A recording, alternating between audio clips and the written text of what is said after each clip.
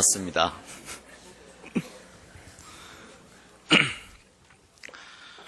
국제적인 기관인 그 유엔이나 그 OECD, IMF, 월드뱅크 등은 우리나라를 선진국으로 분류하고 있습니다. 우리나라가 신흥공업국에서 선진국으로 분류되기 시작한 것은 90년대 후반, 2000년 초반부터입니다. 외국에서는 이미 10년 전부터 우리나라를 선진국으로 인정하고 있습니다. 그러나 우리나라 대부분의 사람들은 선진국이라고 생각하고 있지 않습니다. 우리나라는 선진국입니까? 라는 인터넷 설문조사의 응답자의 65%가 그렇지 않다라고 대답을 했다고 합니다. 그럼 선진국이란 무엇입니까? 선진국에 대한 정의를 이야기하는데 인터넷 설문조사 항목에 이런 것들이 있었습니다. 1인당 국민소득, 그 다음에 국민들의 교육 수준, 그 중에서도 이 문맹률 같은 것들을 따집니다. 그 다음에 정치가 안정되어야 한다. 그 다음에 부정부패가 없어야 한다. 그 다음에 치안이 안정되어야 한다.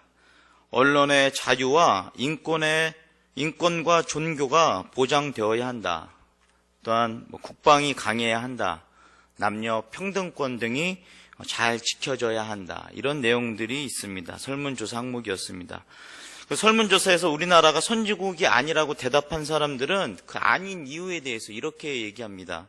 정치적 불안정과 부정부패, 그다음에 언론의 비자유, 인권 보장의 미흡 등으로 선진국이 아니라고 대답합니다. 이렇듯 선진국이 되는 길은 우리나라처럼 이렇게 경제가 기하급수적으로 성장하여서 되는 것이 아니라고 우리 국민들도 생각하고 있고, 근데 외국에서는 이런 경제적인 성장으로 인해서 그런 다른 것들이 같이 성장할 것이라고 생각하고 있습니다. 하지만 정치적으로, 문화적으로 성장하고 성숙해져서 모든 부분이 골고루 균형을 맞추어야 선진국이라는 생각을 한다고 우리 국민들은 생각하고 있습니다. 이것이 선진국으로 가는 과정이라고 또 이야기하고 있습니다. 우리의 신앙생활도 이와 마찬가지 같습니다. 어느 한 부분이 뛰어나다고 해서 참된 그리스도인이라고 할 수 없습니다. 참된 그리스도인은 신앙의 균형을 맞추어야 하는 것입니다. 신앙생활에서 균형을 맞추는 것에는 여러 가지 과정들이 있습니다. 그런 과정들이 무엇인지 오늘 말씀을 통해서 한번 같이 생각해 보도록 하겠습니다. 오늘 등장하는 서기관의 질문, 모든 계명 중 첫째가 무엇이니까? 라는 질문은 연속되고 있는 예수님을 걸어 넘어뜨리려는 시험 중에 하나입니다. 이것이 시험이 될 수 있었던 것은 당시 유대인들에게 계명을 지키는 것 중에서도 서로 의견이 상충되었습니다. 그래서 어떤 계명이 더 중한가, 더 중하지 않은가, 제가 자료를 찾아보니까 613개 조항의 계명이 있었다고 합니다. 그 중에서 중요한 계명이 248개, 중요하지 않다고 생각하는 게 365개 정도 됩니다. 그러니까 이 613개의 계명을 다 외우기도 어려울 텐데 중하다, 중하지 않다까지 논하는 이런 상황에서 여러 가지 계명들의 정신을 바르게 이해하지 못하고 있는 상황입니다. 어느 것이 더 중요한지 어느 것이 덜 중요한지가 계명의 정신을 바르게 이해하는 것이 아니라 그런 것들에 대한 그들이 예수님을 시험에 걸려 넘어지게 하기 위한 수단으로밖에는 보이지 않습니다. 이에 대한 예수님의 대답이 참 놀랍습니다. 내 마음을 다하고 목숨을 다하고 뜻을 다하고 힘을 다하여 주 너의 하나님을 사랑하라고 말씀하시면서 참된 그리스도인이 지켜야 할 계명의 정신을 다시 한번 확인시켜주고 있습니다. 이런 예수님의 대답 속에 너희들은 계명의 진정한 정신을 이해하지 못하고 있구나, 이해할 수도 없다라는 내용들이 포함되어 있습니다. 우리가 살고 있는 현대 사회에는 참된 그리스도인으로 살기 어려운 시대입니다. 무엇이 옳고 그른지 기준이 없어진 지 오래이며 이 시대에 살고 있는 우리들이 참된 그리스도인이라고 말하기조차 부끄러운 상황들에 놓여져 있습니다. 또한 둔감한 신앙생활들을 하고 있습니다. 교회에서조차 참된 그리스도인이 무엇인지 말해주지 못하는 상황에 이르렀습니다. 더욱 문제가 되는 것은 우리 스스로가 얼마나 진지하게 그런 그리스도인의 삶에 대해서 간절히 바라고 있는가. 또 오늘 우리들이 그런 인도하심을 따라서 성령님께서 인도하시는 대로 그 인도하심을 받고 살아가고 있는가, 아니면 그것을 애써 외면하고 살아가고 있는지 한번 생각해 보아야 합니다. 오늘 우리에게 주신 하나님의 말씀은 우리가 어떻게 하면 그리스도인으로 살 수 있는지, 또 무엇이 그리스도인인지 우리에게 알려주고 있습니다. 그러면 그리스도인이란 무엇입니까? 그리스도인이란 단순히 하나님의 계명을 잘 지키는 사람들이 아닙니다. 그리스도인이란 높은 학식과 높은 견문, 그리고 특별히 그들에게 주어진 재능, 이런 것들을 갖춘 사람들도 아닙니다. 그리스도인이란 내용 없이 주님의 일에 맹목적으로 따라가는 사람들도 아닙니다. 종교개혁자 존 칼빈은 참된 그리스도인의 삶이라는 책에서 참된 그리스도인은 첫째로 그리스도를 닮아가는 생활, 즉 겸손한 복종의 삶을 말하고, 둘째로 자기 부인, 셋째로 십자가를 지면서 인내하는 것이라고 말합니다. 우리나라는 90년대 중반에 대형 붕괴 사고들을 경험했습니다. 94년도에 성수대교가 붕괴되었고 95년도에는 삼풍백화점이 붕괴되었습니다. 제가 설교를 준비하면서 인터넷 자료를 찾아보니까 삼풍백화점 붕괴가 사망자가 502명이었다고 합니다. 그리고 부상자가 937명, 실종자 6명. 그러니까 단일 사고로는 우리나라에서 최대의 인명피해를 냈다고 이야기합니다.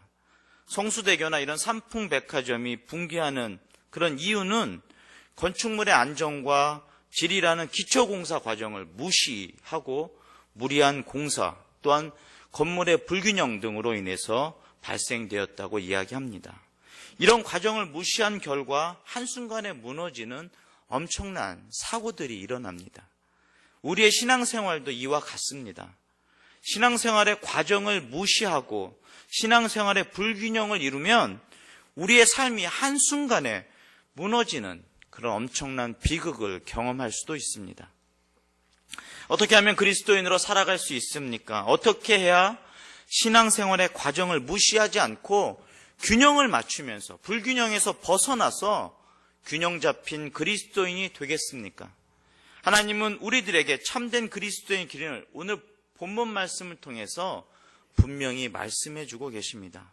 먼저 하나님께서는 오늘 본문 말씀을 통해 하나님의 말씀을 들으라고 명령하십니다.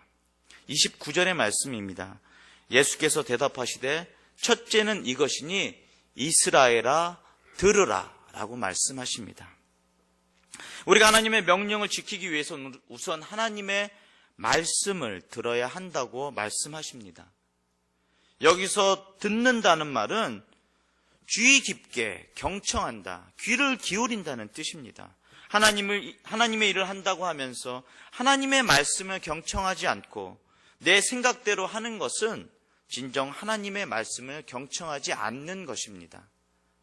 하나님의 말씀을 경청하지 않는 것은 하나님의 일을 하는 것이 아니고 하나님께서 우리들에게 가르쳐 주시는 것이 무엇인지 정확히 깨닫지 못하는 어리석음을 범하게 됩니다. 예수님께서는 들으라고 우리들에게 명령하고 계십니다. 무엇을 들으라는 말씀입니까? 예수님이 우리에게 들으라고 하신 명령은 곧 하나님의 말씀입니다. 하나님께서는 로마서 10장 17절 바울을 통해서 이렇게 얘기합니다. 믿음은 들음에서 나고 들음은 그리스도의 말씀이라고 우리들에게 가르쳐 주십니다. 그렇습니다. 믿음의 시작은 들음에서 출발합니다. 그리스도인은 하나님의 말씀을 듣는 것에서부터 시작합니다. 우리가 세상을 살아가면서 하나님의 말씀이 들리지 않는 것이 아닙니다. 우리가 들으려 하지 않기 때문에 하나님의 말씀이 들리지 않는 것입니다. 하나님께서는 지금 이 순간에도 끊임없이 우리들에게 말씀하고 계십니다. 그러나 우리는 하나님의 소리를 들으려 하기보단 하나님께 우리의 말을 하려고 하고 살아갑니다. 하지만 하나님께서는 우리들에게 먼저 들으라고 명령하십니다. 지난 2004년 김우현 감독이 7년 동안 지하철 맨발의 노인에 관한 관찰한 다큐멘터리가 있었습니다. 맨발의 천사 최춘선, 가난한 자는 복이 있나니라는 내용입니다. 아마 많은 분들이 그 내용을 보셨을 줄 믿습니다. 34분짜리 짧은 영상이었지만 우리 모두에게 커다란 감동을 주었습니다. 이 짧은 영상에 특히 우리의 시선을 고정시키는, 제 시선을 고정시키는 부분이 하나 있었습니다. 이 최춘선 할아버지가 30년 넘게 지하철에서 낯선 사람들을 가리키면서 이렇게 얘기합니다. 미스 코리아 유관순, 미스터 코리아 안중근, 가짜 아니요, 화이트 코리아. 여러분들, 아마 여러분들도 지하철 타고 다니시면서 이런 소리를 한 번 정도는 들었지 않았을까라는 생각을 합니다. 저도 아마 제가 들었을지도 모르겠다는 생각을 했습니다. 미스터 코리아 유관순, 미스 코리아 유관순, 미스터 코리아 안중근. 이게 무슨 말입니까? 가짜 아니요, 화이트 코리아. 이 메시지의 근본적인 뜻은 이렇다고 합니다. 겉은 화려하게 꾸민 것이 미스터 코리아가 아니다. 유관순, 안중근 같은 나라를 사랑하고 진리와 자유를 위해서 자기 목숨을 내던진 사람들이 진정한 한국인이다. 진정한 미스터 코리아라고 이야기한다고 합니다. 그러면서 그분이 Y2 코리아라고 이야기합니다. Y, 왜, to 코리아, 두 개의 한국이냐라고 이야기합니다. 그건 무슨 이야기냐면 두 개의 나라가 분단이 왜 되었느냐라고 이야기하는 내용입니다.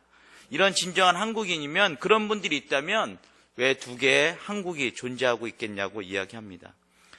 그는 맨발로 다니시면서 이야기합니다. 그래서 많은 사람들이 그 취재 과정에서 이런 내용이 있습니다. 언제 신발을 신으시겠습니까? 라고 이야기하니까 우리나라가 통일이 되어서 철책선이 거쳐지는 그날 자기가 신발을 신고 북으로 가겠다고 이야기하셨습니다.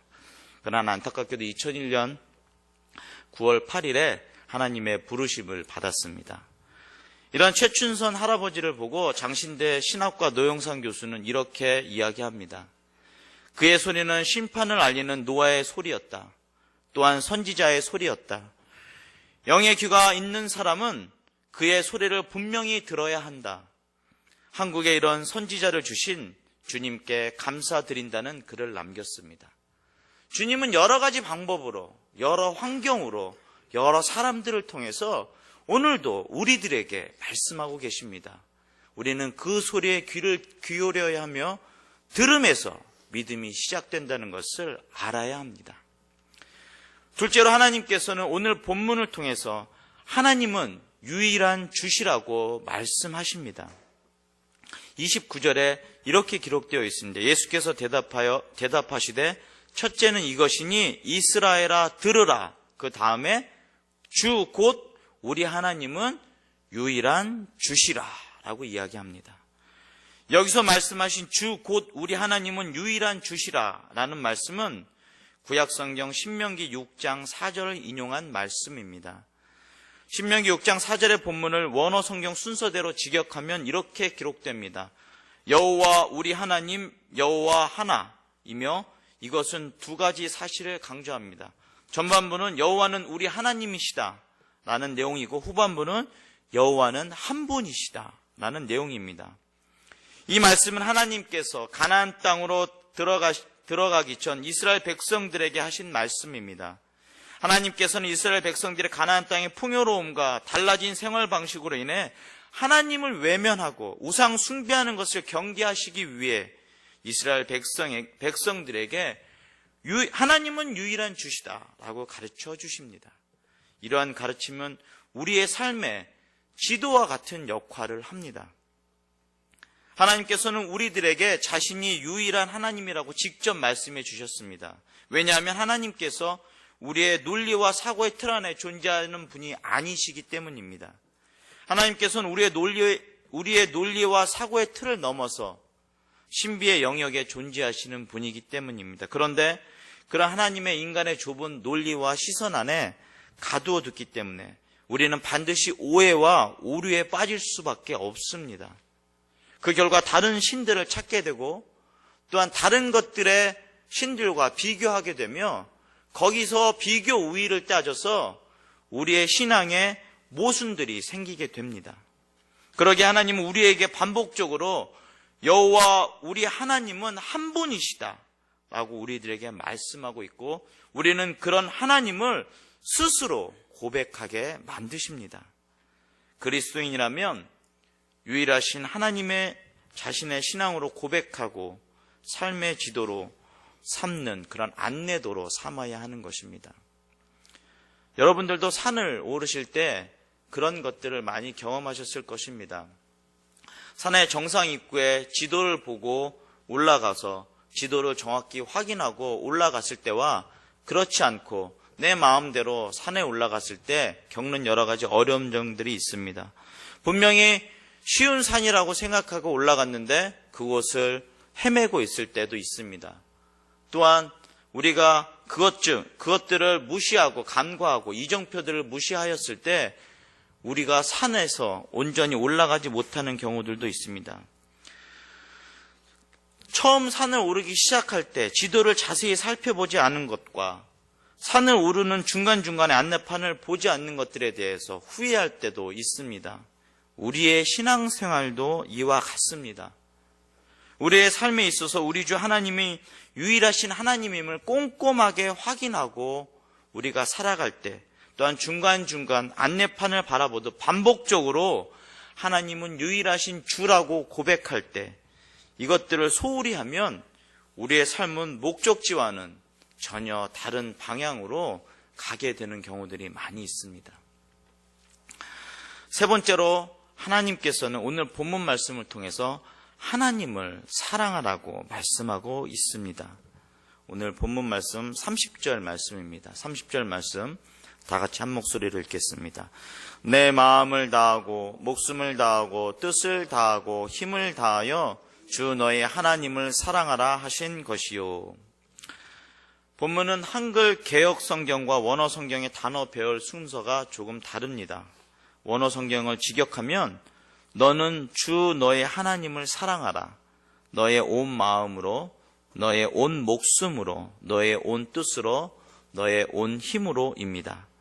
한글 개역 성경은 하나님을 사랑하는 방법에 대해서 먼저 이야기하고 그 다음에 하나님을 사랑하라고 이야기하고 있지만 원어 성경에 보면 사랑하라는 구체적인 방법보다 하나님의 음성을 먼저 이야기합니다.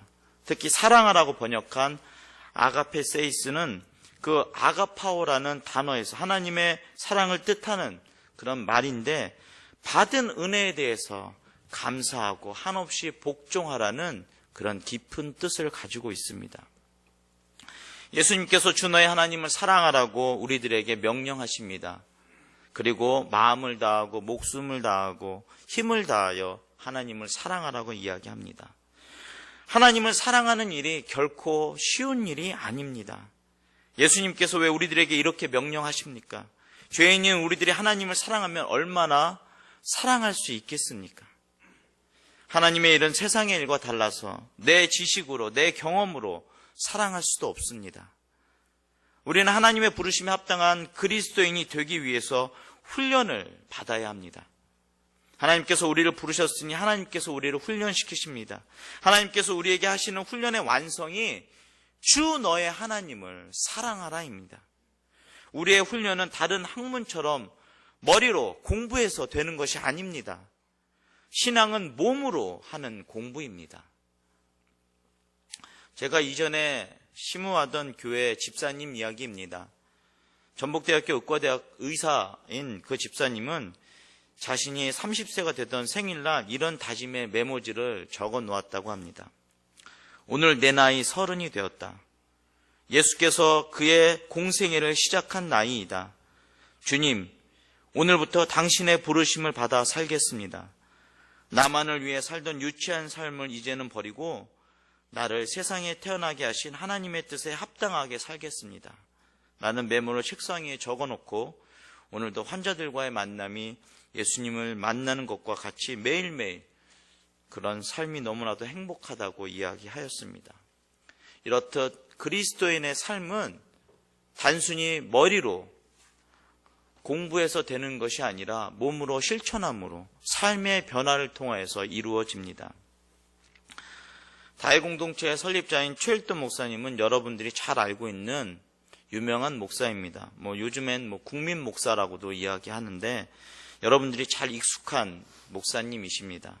저 또한 그 교회에서 사역을 하였기에 목사님을 옆에서 오랫동안 지켜보았습니다. 많은 분들이 잘 아는 것처럼 쌍굴다리에서 노숙자들에게 매일 식사를 대접하고 또 개신교에서는 처음으로 무료 병원인 다일 천사병원을 개원하였습니다. 여기에서 우리들은 그런 내용들을 잘 알고 있습니다. 그런데 항상 무엇인가 그리스도인으로서의 삶으로 또한 몸으로 실천하기 위해서 노력하시는 목사님은 제가 옆에서 모시고 있는 동안 보아온 결과 보는 눈이 달랐습니다. 그래서 여러분들이 잘 아는 밥을 해주거나 병원을 짓는 일 이외에 아주 엄청난 일을 하신 일들이 있습니다. 그것이 무엇이냐면 BCP라는 프로젝트입니다. BCP. 그래서 이 BCP란 말이 무엇이냐면 Beautiful Change 프로젝트입니다. 그래서 한국말로 하면 아름다운 변화 프로젝트입니다. 한 번은 목사님을 모시고 필리핀에 간 적이 있습니다. 필리핀에 가서 아주 고통당하고 고생하는 아이들을 바라보면서 이 친구들에게 우리가 밥을 해줘야 되겠다라는 생각을 하고 필리핀에 다일 공동체를 세우고 그곳에서 헌신할 사람들을 찾았습니다. 그래서 이제 저희는 그것들을 알아보고 나라와 어떻게 협약을 맺어야 하는지 또 그쪽에서 나라에서 어떻게 우리를 지원해 줄 수 있는지 이런 것들에 대해서 생각하고 만나고 사람들과 함께 이야기하는 동안 목사님이 다른 생각을 하고 계시는 것입니다. 그래서 목사님 여기에 좀 더 집중하셔야 되겠습니다라고 말씀드렸더니 거기에 우리로 이야기하면 이 구순 9개월 이렇게 언챙이라고 이야기하는데 그건 정말 나쁜 말이더라고요. 보니까 그 빈민에서 그 얼굴 장애를 가지고 있는 아이들을 보고 있었습니다. 그래서 저희는 그냥 그 아이들을 도와주면 되겠다. 그쪽에다 밥벌을 지어서 밥을 해주면 되겠지라고 생각하는데 목사님께서 저희들에게 이야기합니다. 이 아이들을 한국으로 데리고 가자고. 그래서 이 수술을 시켜주자고 이야기하시는 거였습니다. 그래서 또 담임 목사님이 시키시는 거니까 저희가 또 이제 알아봐야지. 여권도 만들어야 되지 않습니까? 또 비자도 받아야 되고요. 그래서 이 아이들을 데리고 오기 시작했습니다. 그래서 매년 그 아이들을 10명씩 데리고 와서 서울대학교 병원의 의사 선생님들이 다일 천사병원에 오셔서 직접 수술을 해주십니다. 그 어머니들도 같이 한국에 옵니다. 그래서 그들이 얼굴의 변화를 통해서 그들의 마음의 상처에 치유를 받는 것들을 봅니다. 그들의 인상이 바뀌면서 그들의 인생이 바뀌고 또한 그들의 얼굴이 바뀌면서 삶이 바뀌는 그런 기적들을 보게 됩니다. 그런 마음으로 주님의 사랑을 전하고 있는 그런 BCP 프로젝트가 있습니다. 제가 그러면서 그런 생각을 하게 되었습니다. 똑같은 불쌍한 사람들, 어려운 사람들을 바라보면서 그 생각을 저희는 전혀 하지 못하지 않습니까? 그런데 그런 생각을 하시는 목사님을 바라보면서 그런 국률하게 여기는 마음들이 아직 부족하구나라는 생각을 하게 되었습니다. 사랑하는 성도 여러분, 참된 그리스도인이 무엇이라고 생각하십니까? 오늘 본문에서 말씀하신 것처럼 먼저 참된 그리스도인은 하나님의 말씀에 귀를 기울여 듣는 사람입니다. 참된 그리스도인은 하나님이 유일하신 분이라고 고백하고 그것을 인생의 지침으로 삼고 사는 사람입니다. 그리고 참된 그리스도인은 하나님을 사랑하는 사람입니다. 그러기에 참된 그리스도인이란 그리스도의 영에 의해서 움직이는 사람이며 그 안에서 그리스도의 영이 일하는 사람입니다. 하지만 참된 그리스도인으로 사는 것은 결코 쉬운 일이 아닙니다. 그리스도인에게 하나님의 말씀은 더 이상 언어가 아니라 살아 움직이는 육체입니다. 더 이상 하나님의 말씀을 외면하지 마십시오. 하나님의 말씀에 귀를 기울여 들으시고 고백하십시오. 그리고 행동하십시오. 우리 하나님께서는 오늘도 참된 그리스도인을 찾고 계십니다. 참된 그리스도인을 찾고 계시는 하나님에게 우리가 아멘으로 우리의 삶을 드리는 삶이 되어야 합니다. 오늘 헌신을 다짐하는 또한 예배를 드리는 심남성교회 회원들과 사랑하는 성도 여러분, 주님께서는 오늘도 우리들에게 사랑으로 행동하는 그리스도인이 되라고 말씀하십니다. 우리는 지금 하나님의 사랑을 확대하는 생활을 하고 있습니까? 아니면 이웃을 사랑함으로 하나님의 사랑에 응답하는 생활을 하고 계십니까? 이 시간 겸손히 우리의 삶을 되돌아보시기 바랍니다. 그리고 우리들에게 부족한 것이 있다면 하나님의 사랑이 임하시기를, 행동하는 그리스도인이 될 수 있도록 세임을 주시기를 하나님께 간절히 간구하는 시간이 되시기를 바랍니다. 기도하겠습니다.